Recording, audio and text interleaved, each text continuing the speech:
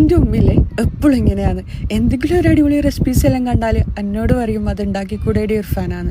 എന്നാലില്ലേ ഞാൻ മടിയെല്ലാം പിടിച്ചിട്ട് പറയും നാളെ ഉണ്ടാക്കാം മറ്റന്നാൾ ഉണ്ടാക്കാമെന്നെല്ലാം. എന്നാലില്ലേ ഇന്നെന്തായാലും ഉമ്മ പറഞ്ഞ അത് ഉണ്ടാക്കലാണ്.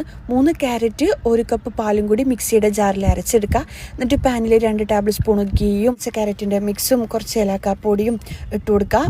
കുറുകി വരുന്ന സമയത്തിൽ ഇതിലേക്ക് 1 കപ്പ് റവയും 1 കപ്പ് പഞ്ചസാരയും കൂടി ഇട്ടിട്ട് നല്ലോണം വറ്റിച്ചെടുക്കുക. ഒരു പരുവത്തിലായി കഴിഞ്ഞാൽ തീ ഓഫ് ചെയ്യുക. ചൂടോടെ തന്നെ ബോൾസ് ആക്കി എടുക്കുക. മൊത്തത്തിൽ ബോൾസ് ആക്കി എടുത്തു കഴിഞ്ഞാലില്ലേ പാല് ചൂടാക്കണം.